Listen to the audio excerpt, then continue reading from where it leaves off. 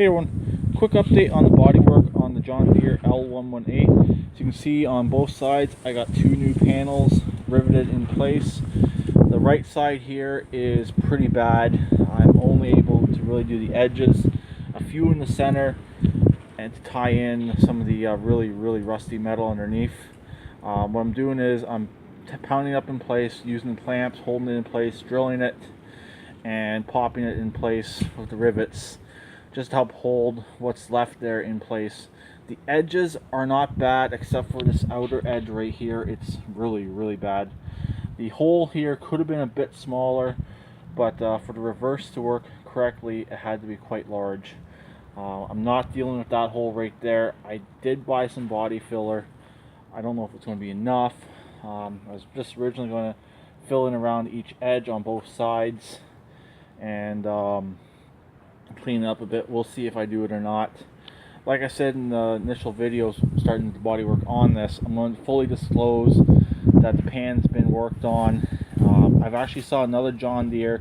It wasn't an L118, it was a similar model, same body but had a different code, different number on it. It was an L something, and same side, it was a hydrostatic, same rust starting, same hole starting right there. The center, it had the floor mats on it, but I imagine underneath was just as rusty as this one. So there must be something wrong with the metal in these John Deeres. I don't think this is a cheapie model. I don't think this was a Lowe's model. I think this could be a dealer model. I'm not sure. If anyone out there can tell me where the L118 was sold, if it's a Lowe's model or if it's a dealer model or both. Because it did originally have the 22 horse Briggs V twin on it. It does have the hour meter, so I don't necessarily think it's a cheapie model. It's a big switch in weather out here this weekend. Unfortunately, I cannot paint this. It's way too cold. It's almost 0 out here now, and it's only 5 o'clock. Last weekend, I was still painting out here at this time.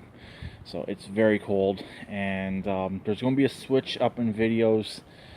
I'll talk more about that at a later date. Some things are changing significantly. Like I said, I'll discuss that more in a later video. But I figured I'd do a quick update on the actual body work. See, the left side here had the hole right there. The panel filled in fine, and it's very solid. It's a little bit squeaking right now because I don't have any of the back bolts in. I would like to repaint this entire thing yet again. I'm not sanding it. I'm just going to go back over it with the paint. The paint actually turned out very well. So now what I'm also going to do is I'm going to fill in the paint right here. Do a little bit of body work here possibly. I bought the premix Bondo, so it should work out. I'd like just to fill in a couple of these holes on top, make that look a little bit better, and the edges, clean up the edges a bit, make that look a little bit better.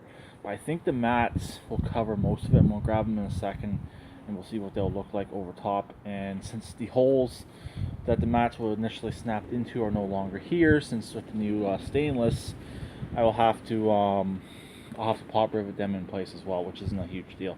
I'll drill a couple holes, one at the top, one at the bottom. Maybe on the other side I can do it in the middle. But this side here I can do in the middle through the stainless, but not through the original.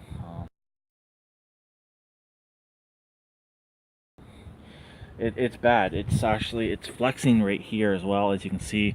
Back here isn't as bad, but there's a good split right across here. If I would take the welder to this, it'd probably just destroy it. So riveting, in my opinion, is the absolute best on this. Also, by riveting this panel in place, I can actually stand on it somewhat. I don't really want to because it does flex.